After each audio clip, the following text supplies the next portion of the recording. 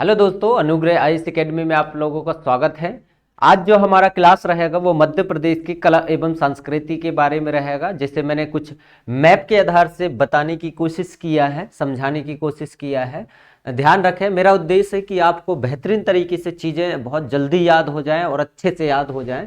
आज जो हम पढ़ेंगे मध्य प्रदेश के कला एवं संस्कृति के कुछ संस्थान के बारे में आज देखेंगे हम, जिनमें से हम ज़्यादा से ज़्यादा अगर देखा जाए तो मध्य प्रदेश में जो भी कला एवं संस्कृति से जितने भी संस्थान हैं वो कहाँ पर इन्वॉल्वमेंट है, कहाँ पर स्थापित है, तो वो है मध्य प्रदेश के भोपाल में। ठीक है, जैसे हम देखें रविंद्र भवन है ना, कला परिषद, मध्य प्रदेश कला परिषद, हिंदी ग्रंथ अकेडमी, उर्दू अकेडमी, ठीक है, भारत भवन, सिंधी अकेडमी, संस्कृत अकेडमी, तुलसी अकेडमी और भोजपुरी और पंजाबी साहित्य अकेडमी, सारे के सारे एकेडमी कहाँ पर स्थित हैं, सारे के सारे संस्थान कहाँ पर स्थित हैं, तो स्थित है कहाँ पर, भोपाल में। ठीक है, जिनमें से एक जो संस्थान स्थापित है वो है कहाँ पर, उज्जैन में, जिसे मध्य प्रदेश कालिदास संस्कृत एकेडमी कहा जाता है, वो कहाँ पर स्थित है। वो सारे एक एक के बारे में आज बहुत अच्छे से डिस्कशन करेंगे। जैसे हमने देखा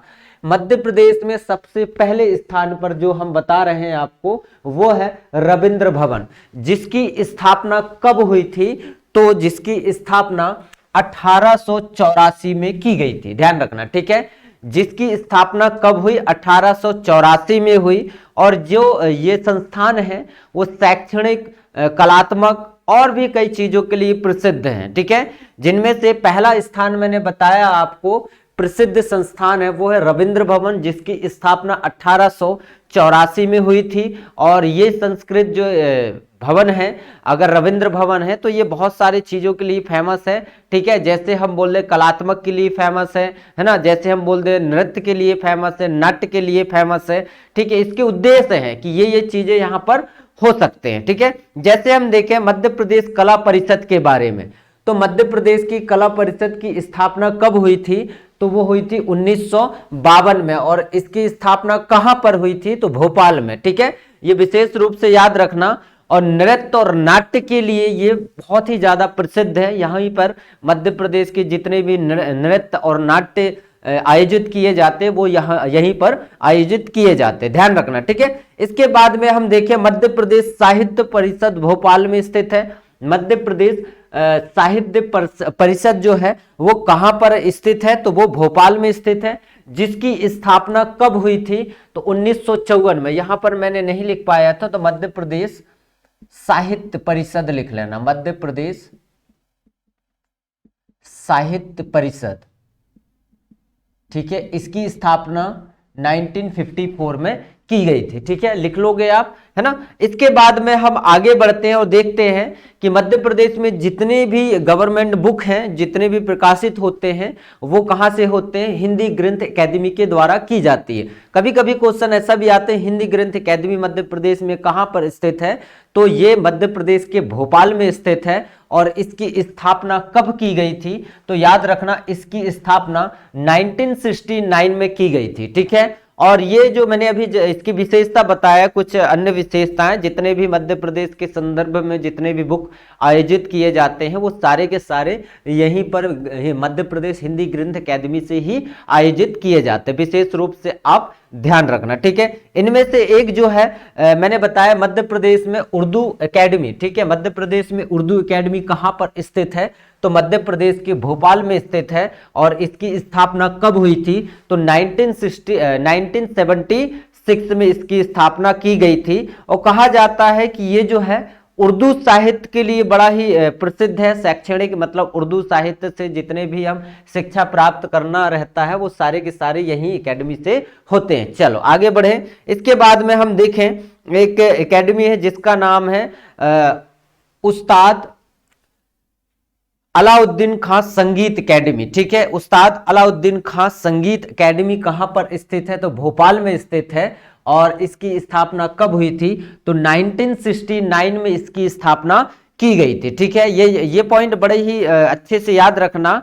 और ये संगीत, भारतीय संगीत शास्त्री थे ये। ठीक है, और कहा जाता है कि ये जो व्यक्ति है मैहर में अलाउद्दीन समारोह का आयोजन किया जाता है मैहर में, ठीक है ना, ये विशेष रूप से आप ध्यान रखना। चलो, भारत भवन कहां पर स्थित है, तो अधिकतर सब लोगों को पता होगा कि मध्य प्रदेश के भारत भवन है ना, ध्यान रखना, भारत भवन मध्य प्रदेश के भोपाल में स्थित है और उसकी स्थापना 1982 में इसकी स्थापना की गई थी, ठीक है। इसका उद्देश्य ललित कलाओं को प्रोत्साहित करना, ठीक है, क्या किससे प्रोत्साहित करना, ललित कलाओं को प्रोत्साहित करना, ठीक है, ये विशेष रूप से याद रखना। इंदिरा गांधी के द्वारा किया गया था। इसके वास्तुकार जो थे, जो ये भवन था भारत भवन है, इंदिरा गांधी के द्वारा भारत भवन का आयोजन किया गया था और इसके एक वास्तुकार हैं जिनका नाम है चार्ल्स कोरिया। क्या नाम है इसका, चार्ल्स कोरिया, ठीक है। ये पॉइंट आप याद रखना, क्वेश्चन में आ चुका है, भारत भवन के वास्तुकार कौन है, तो चार्ल्स कोरिया है भारत भवन के वास्तुकार, ठीक है।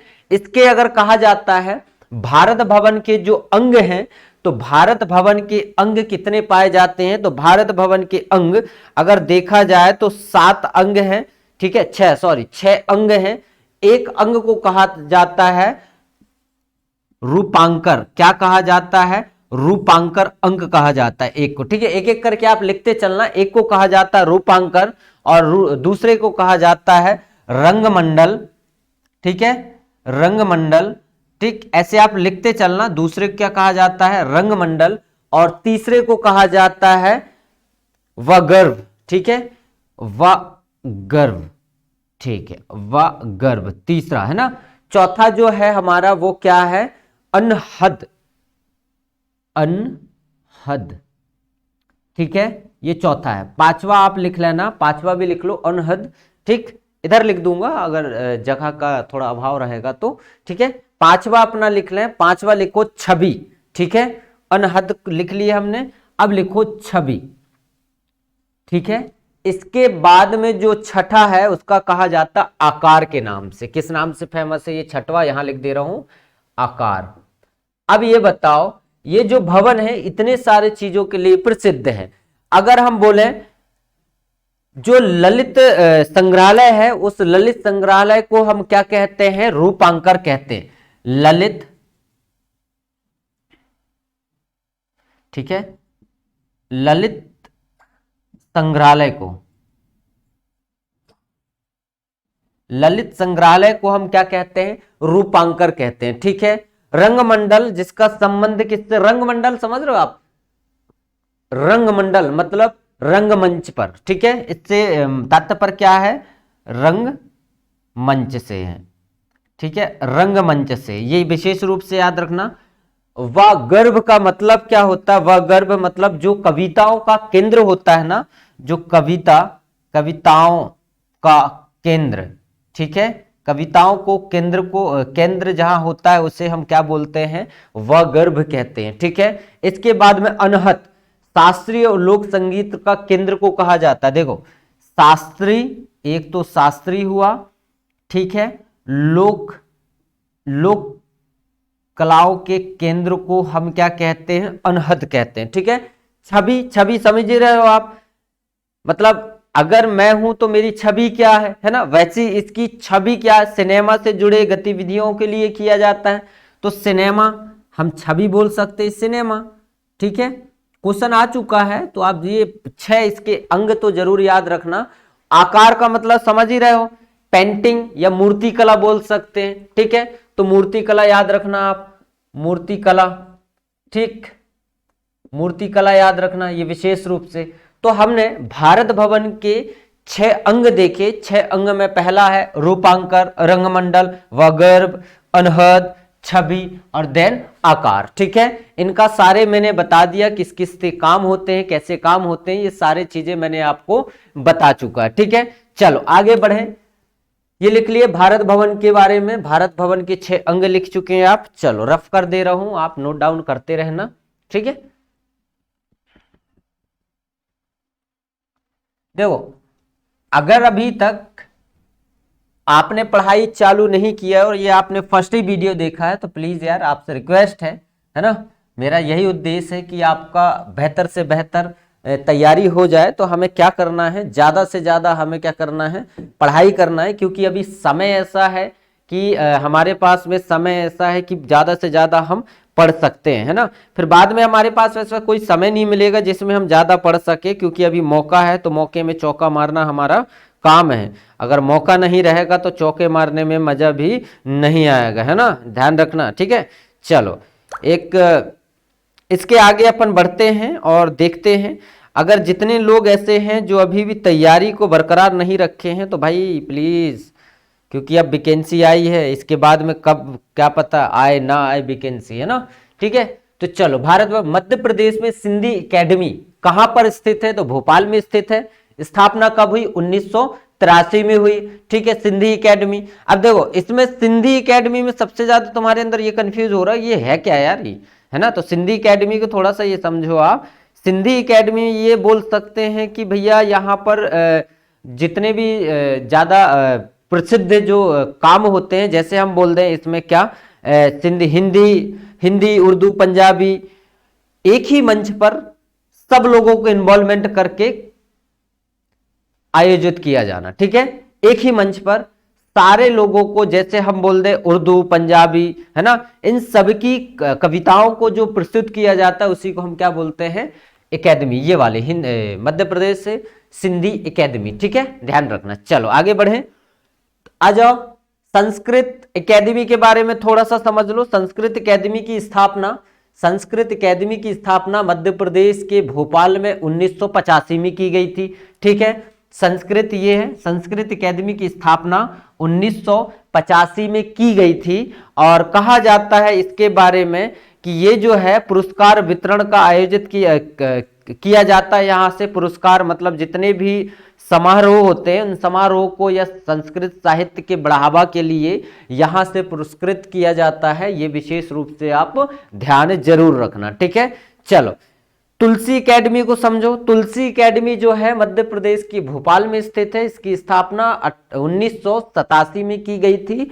और ये एकेडमी का जहां तक रोल काल है वो क्या है कि तुलसी साहित्य का जितना भी अन्वेषण होना है उनका प्रचार प्रसार के माध्यम से यहाँ पर प्रचार प्रसार, है ना, प्रचार प्रसार मतलब एडवर्टीजमेंट, लोगों तक एडवर्टीजमेंट करने के लिए, लोगों तक अपनी बात को स्पष्ट रूप से रखने के लिए यहाँ पर कार्य किए जाते हैं। चलो आगे बढ़ें। इसके बाद भोजपुरी एवं पंजाबी की स्थापना, क्योंकि ये लेटेस्ट है, भोजपुरी एवं पंजाबी साहित्य एकेडमी की स्थापना 2013 में किया गया था और भोपाल में किया गया था। ध्यान रखना क्योंकि ये क्वेश्चन में आ चुके हैं बार बार, और 2013 बता रहा, मतलब कहीं ना कहीं ये अभी का ही डेट है, तो विशेष रूप से याद रखना। आज जो चल रहा है 23 है, 2023 और ये 2013 ऐसे करके याद रख सकते हो, ठीक है।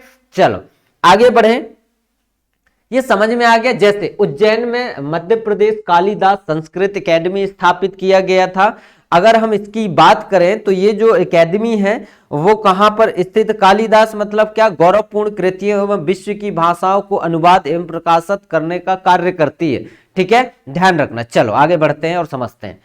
अपने को अभी ध्यान क्या रखना है कि भैया ज्यादा से ज्यादा चीजें हम अपने अंदर याद रख लें, पता है। तो याद रखने के लिए क्या, मध्य प्रदेश में जितने भी साहित्य या कला में सांस्कृतिक जितने भी संस्थान है वो सारे के सारे मध्य प्रदेश में एक ही संस्थान है जो कहां पर स्थापित है, वो है उज्जैन में, ठीक है। और भी छोटे मोटे हैं मगर अपने को मुख्य रूप से इतने ही याद रखने। चलो आगे बढ़े और समझते हैं चीजें। और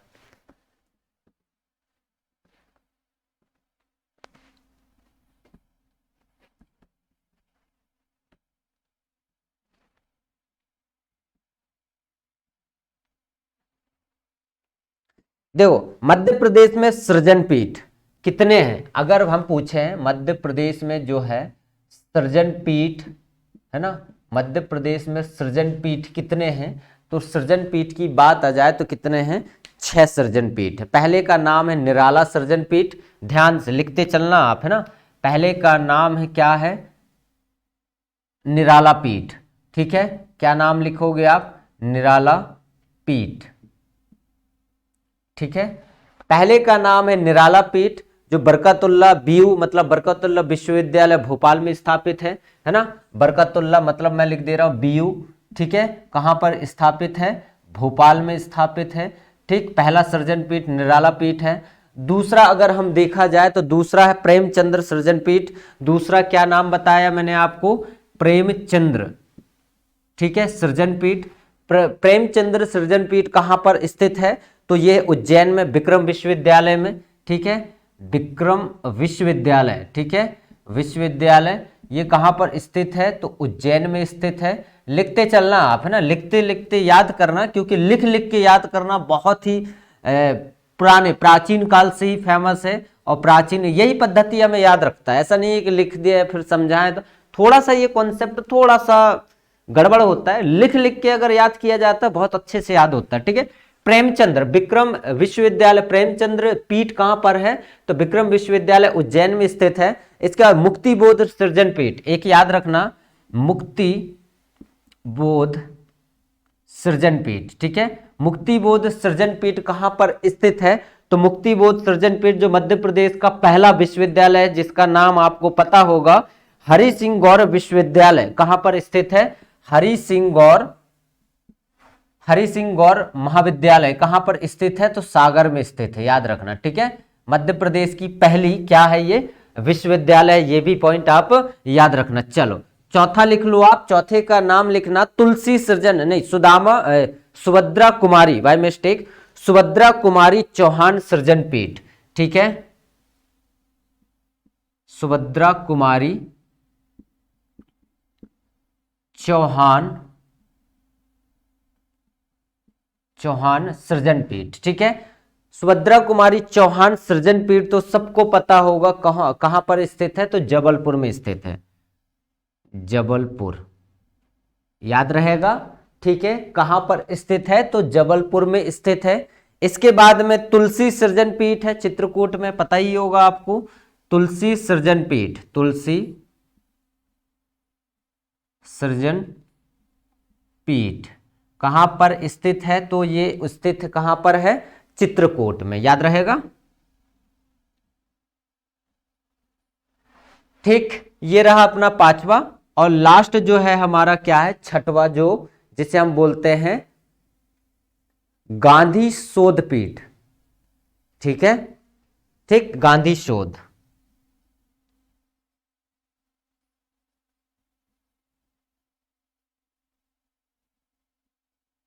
गांधी शोध पीठ, ठीक है। ये है अहिल्या, मतलब देवी अहिल्या विश्वविद्यालय में प्रसिद्ध है ये, है ना, इंदौर में स्थित है ये देवी अहिल्याबाई, ठीक। 6 सृजन पीठ मैंने आपको बताया है, और 6 में आप ध्यान रखना, कभी कभी ऐसे होता है कि क्वेश्चन यहां से पूछे जाते हैं और हमें याद भी रखना। कल आपको मैं बता दूंगा समारोह के बारे में। और देखना, अभी तक आपने चैनल को सब्सक्राइब नहीं किया है तो प्लीज रिक्वेस्ट है चैनल को सब्सक्राइब करें, है ना। और आप लोगों के लिए, अगर आप लोग चाहेंगे, जितने भी छात्र ऐसे हैं जो तैयारी कर रहे हैं और ऑफलाइन कोचिंग में जाके, मतलब इतना उनके पास में संसाधन नहीं है, मतलब उनकी आर्थिक स्थिति उतनी अच्छी नहीं है जिसके माध्यम से आपको बेहतर से बेहतर एजुकेशन मिल सके, ठीक है। तो उन सभी छात्रों के लिए एक बड़ा ही जबरदस्त बैच लेके आया जाएगा, है ना, बहुत ही मिनिमम फीस में। मतलब समझ लो कि अभी तक मध्य प्रदेश में कोई भी ऐसा कोर्स लॉन्च नहीं किया होगा, कोई भी ऐसी एकेडमी, कोई भी ऐसी संस्थान, कोई भी ऐसा नहीं किया होगा, वो आपको इसी चैनल के माध्यम से बताया जाएगा कि कब आप लोगों के एमपीपीएससी वालों के लिए है ये, है ना। तो थोड़ा सा देखो क्या होता है, ये आज के लेक्चर आपने समझ लिया, ठीक है। तो ये संस्थान मैंने मुख्य चीजें ये बताया है आपको, कुछ हाईलाइट किया है मैंने, संस्थान कहाँ है, कब स्थापित हुआ है, बस इसके बारे में और कुछ भी नहीं, ठीक है। अगर जितने भी छात्र अगर अभी एमपीपीएससी की तैयारी करना चाहते हैं और उन्हें लगता है कि हम कहाँ से करें, हमारे पास में इतना पैसा नहीं है कि हम कहीं ऑफलाइन कोचिंग में जाके हम तैयारी को कर सकें, ठीक है, तो वो छात्र सारे के सारे अगर कुछ समय और वेट करो, क्योंकि योजना बन रही है, योजना के तहत ही आप लोगों के सामने एमपीपीएससी की फुल कोर्स, बहुत ही मिनिमम फीस, जितना आप एक जियो फोन में 1 महीने के रिचार्ज करवाते होंगे ना, उतना ही रख के आपको 1 साल की एजुकेशन दिया जाएगा, ठीक है। तो ध्यान रखना, अभी से आप लोगों को बताएं इसके बारे में, बहुत जल्द आने वाला है वो बैच, अभी उसकी योजना बन रही है, हो सकता है कल ही आ जाए, हो सकता है थोड़ा सा समय और लग जाए, तो थोड़ा सा ध्यान रखना। अगर आप कम से कम पैसे में ज़्यादा से ज़्यादा एजुकेशन लेना चाहते हो तो इसी चैनल के माध्यम से मिलेगा, और आपको बहुत ही मिनिमम फीस में, है ना, बहुत मतलब रेयर, यार सोचो कि इतना सा, देखो बहुत सारे बच्चे ऐसे हैं जो मतलब प्रीलिम्स की तैयारी, प्रारंभिक की तैयारी सोचते हैं कि यहाँ से वहाँ से, यहाँ से वहाँ से थोड़ा बहुत कलेक्ट करके कर लें।